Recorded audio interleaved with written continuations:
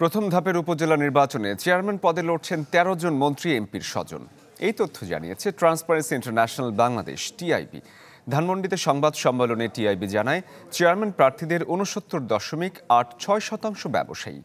ঋণ আছে ২৩.৪১%, আর ১৬.৬৪% প্রার্থী মামলার আসামি।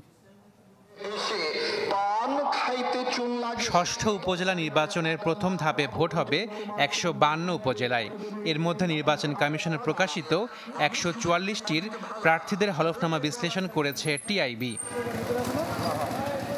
এতে দেখা যায়, চেয়ারম্যান পদে লড়ছেন মন্ত্রী এমপিদের স্বজনরা, এমন সংখ্যা ১৩।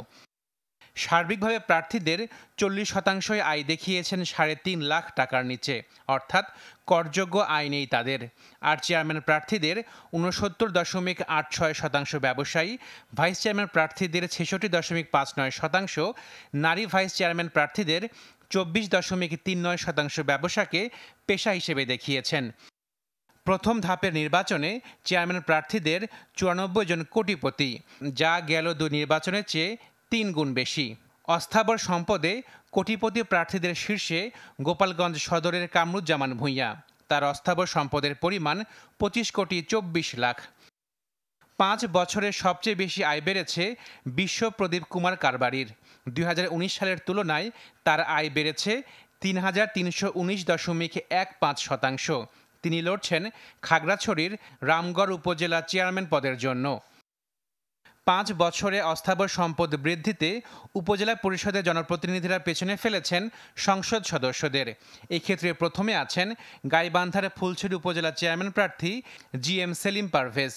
২০১৯ সালের তুলনায় তার অস্থাবর সম্পদ বেড়েছে ৪,২৫১.৬৮%।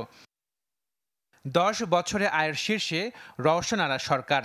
২০১৪ সালের তুলনায় তার আয় বেড়েছে ১৮,২৩৩.৩৩%। তিনি লড়ছেন গাজীপুরের কাপাসিয়া উপজেলার নারী ভাইস চেয়ারম্যান পদের জন্য। টিআইবি জানায়, চেয়ারম্যান প্রার্থীর ১২২ জনের ঋণগ্রস্ত। এই তালিকার শীর্ষে সিলেটের বিশ্বনাথ উপজেলার চেয়ারম্যান প্রার্থী আকদ্দুস আলী। তার ঋণের পরিমাণ ১,৫২৮,৯১,লাখ টাকা। আইনি সীমার ৩৩ একরের বেশি জমি আছে ১০ জনের। সবচেয়ে বেশি বান্দরবান সদর উপজেলা চেয়ারম্যান প্রার্থী AK-M জাহাঙ্গীরের। তার জমির পরিমাণ ৭৪ একর। প্রথম ধাপে অংশ নেওয়া প্রার্থীদের ১৬.৬৪% বিভিন্ন মামলায় অভিযুক্ত। যাদের উপর অর্পিত দায়িত্ব নির্বাচন কমিশন, জাতীয় রাজস্ব বোর্ড এবং দুর্নীতি দমন কমিশন, এই ধরনের প্রতিষ্ঠানগুলো কিন্তু তাদের ভূমিকাটি স্বপ্রণোদিতভাবে কখনই পালন করেন না, বা এরকম তথ্য প্রকাশের পরও কখনই কোনো পদক্ষেপ গ্রহণ করেছেন এরকম কোনো দৃষ্টান্ত নেই। বুধবার হতে যাচ্ছে প্রথম ধাপে উপজেলা নির্বাচনের ভোট গ্রহণ।